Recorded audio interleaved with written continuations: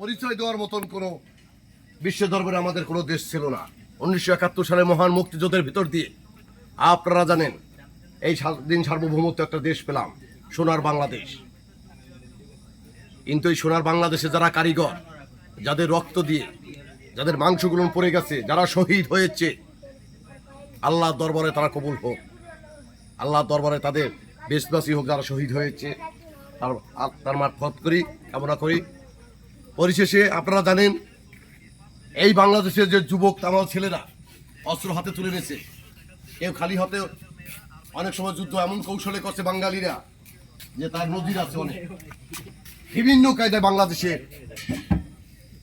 আজকে যে মুক্তিযোদ্ধার পক্ষে সপক্ষে শক্তিরা দেশটাকে স্বাধীন করার জন্য বিভিন্ন কৌশলে আমার বাংলাদেশটাকে স্বাধীন করছে। তার মধ্যে অন্যতম বঙ্গবীর কাদের সিদ্দিকী, যাকে আমরা বাঘা সিদ্দিকী নামে চিনি। 1971 সালে উনি নিজে খালি পায়ে হেঁটে হাজার হাজার মাইল উনি মনে হয় এই 9 মাসে হাঁটছে। 1971 সালে মুক্তিযুদ্ধের সময় 17,000 কাদেরী বাহিনী তৈরি করছে, 75,000 স্বেচ্ছাসেবক তৈরি করে বাংলা জমিনে স্বাধীনতা সার্বভৌমত্বের স্বাদ এনে দিয়েছে। সুন্দর একটা পৃথিবী আমরা ভিতরে, সুন্দর একটা বাংলাদেশ পেয়েছি, একটা মানচিত্র পেয়েছি, একটা পতাকা পেয়েছি। আজকে স্বাধীনতা সপক্ষে শক্তি বঙ্গবীর কাদের সিদ্দিকী, তার দল থেকে আগামীতে নির্বাচন করবো গামছা প্রতীক নিয়ে।